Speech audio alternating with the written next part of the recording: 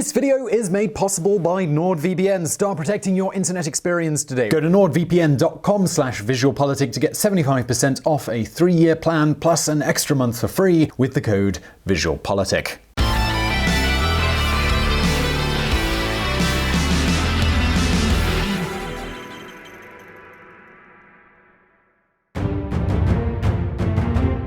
Ships loaded with giant treasures, adventurers faring the 7 seas, black flags with skulls and crossbones, ferocious corsairs with eye patches and wooden legs.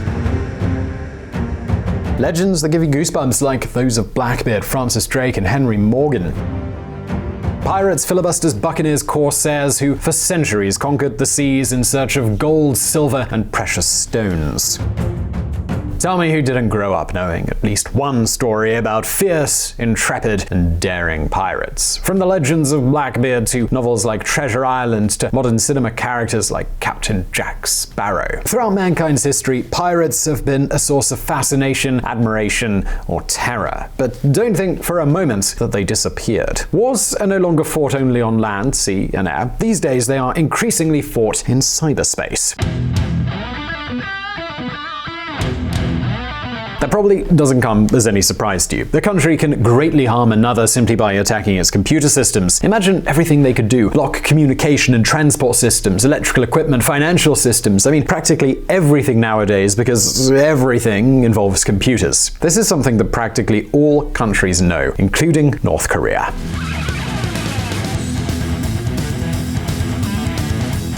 Yes, you heard that correctly, and if you don't believe me, well, let me try and convince you. In recent years, the most secretive, hermetic country on the planet has not only been developing an arsenal of nuclear weapons, it has also mounted its very own hacking offensive. You see, in 1998, Kim Jong-il, former North Korean leader and father of the current leader, Kim Jong-un, set up what is known as Unit 121, a cyber warfare corps that he claimed was made up of thousands of people who work morning, noon, and night getting ready to sow chaos through cyber attacks against communication networks, energy grids, and all kinds of strategic infrastructure belonging to the enemies of Pyongyang. Yes, it may seem a strange claim and quite a paradox coming from one of the most hermetic and porous regimes in the world, but this country with highly restricted internet access and where the government has developed its own internet, a kind of rough and highly guarded intranet, it has one of the most dangerous hacker armies in all of cyberspace. For them, the strongest weapon is cyber. In North Korea, it's called the secret war. Incentives for North Korea cyber experts are very attractive. They're rich people in Pyongyang. Jang Se-yul, a former student of North Korea's Military College for Computer Science. Folks, the person who declared this to Reuters, Yang Se-yul, is a young North Korean who, before escaping to South Korea, used to study side by side with people who now belong to Unit 121. His testimony corroborates what many experts have been arguing about for years. Cyber warfare units are a priority for the North Korean regime. In fact, Unit 121 depends on the General Directorate of Acknowledgements, an intelligence agency that reports and responds directly to Kim Jong-un himself.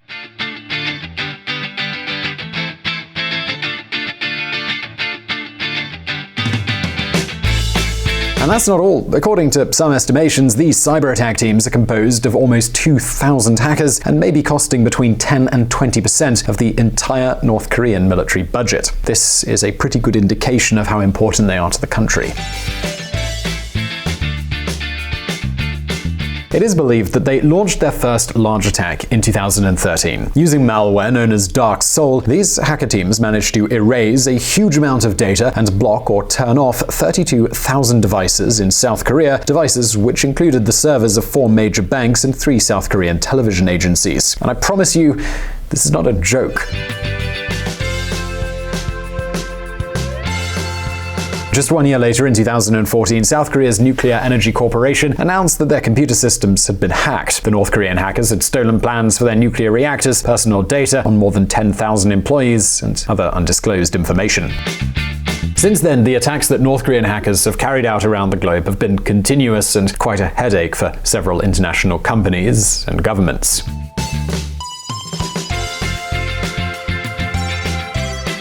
For example, in 2017, the same guys working under Kim Jong-un's service launched the virus WannaCry, which became the largest malicious software attack in history. It is estimated that it affected more than 300,000 devices and put multinationals such as FedEx and Telefonica on the ropes.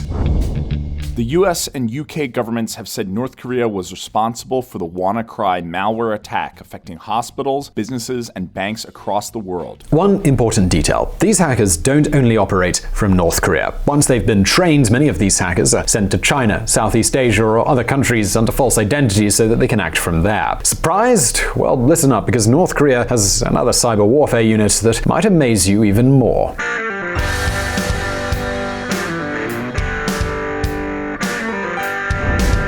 Unit 180, Attack on the Treasure.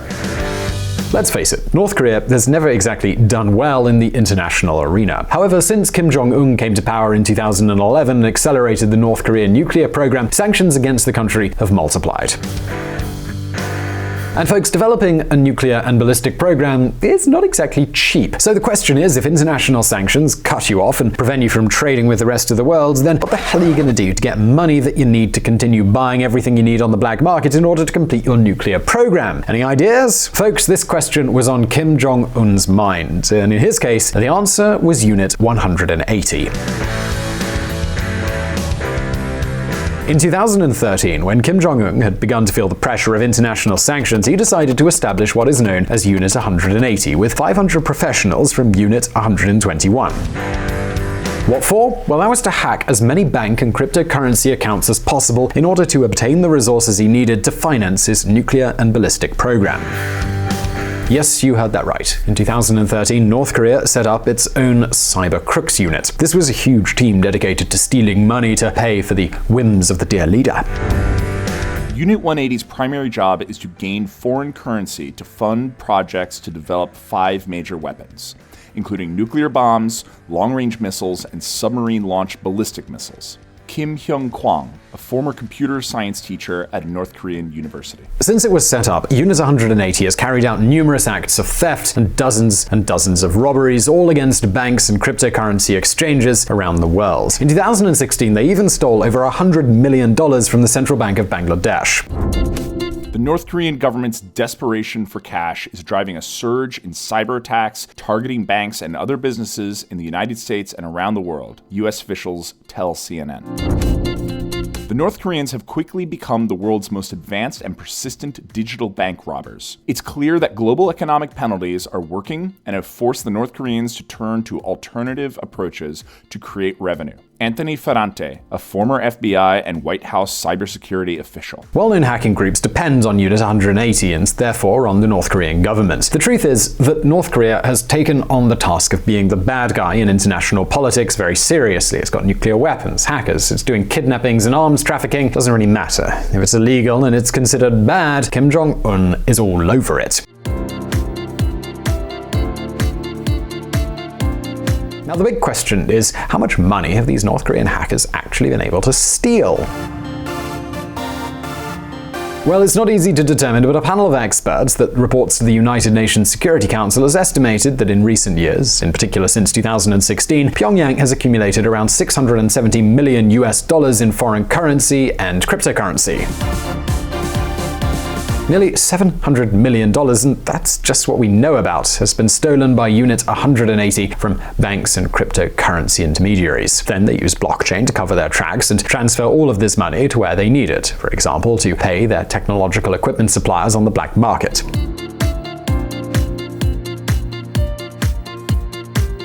So you see, this is what indicates to us that the North Korean government is paying for a large part of its nuclear program with cryptocurrencies, which are obviously harder to track and don't depend on international regulations.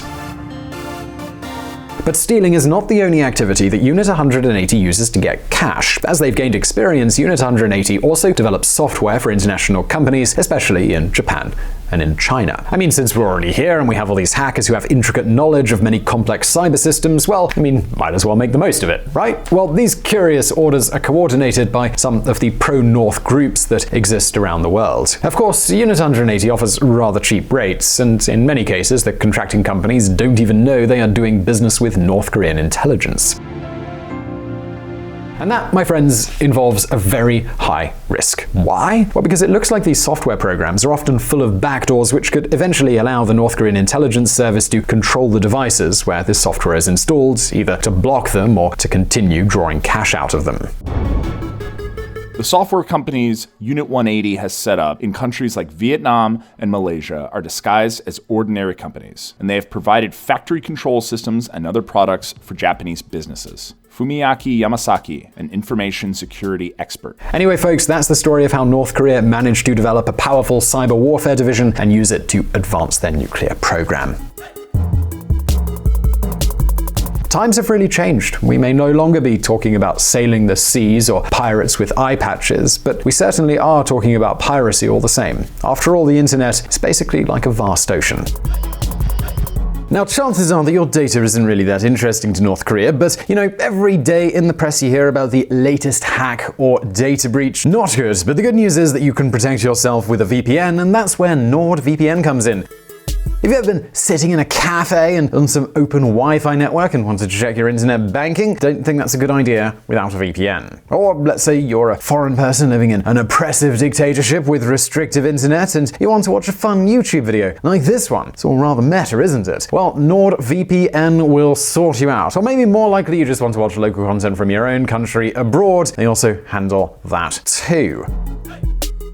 NordVPN is super fast, so watching video is a breeze. There's no lag, anything like that. Now, if you've ever used VPNs before and thought they were slow, that is not the case with NordVPN. And you can use it on all of your devices very, very easily. Android, Chrome, Windows, Linux, and you can use it on 6 different devices, all on one account. So that's a lot of devices. I'm sure that will cover you.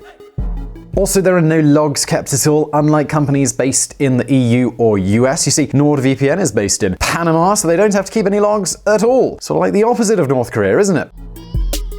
It's amazing for your privacy. Indeed, they are the only VPN to get a perfect score from PCMag. Go to nordvpn.com/VisualPolitik to get 75% off a 3-year plan plus an extra month for free with the code VisualPolitik with a K, or click on the link in the description below and sign up and start protecting yourself today. Again, that's nordvpn.com/VisualPolitik. Use the code VisualPolitik at checkout to get started today. And thank you for watching.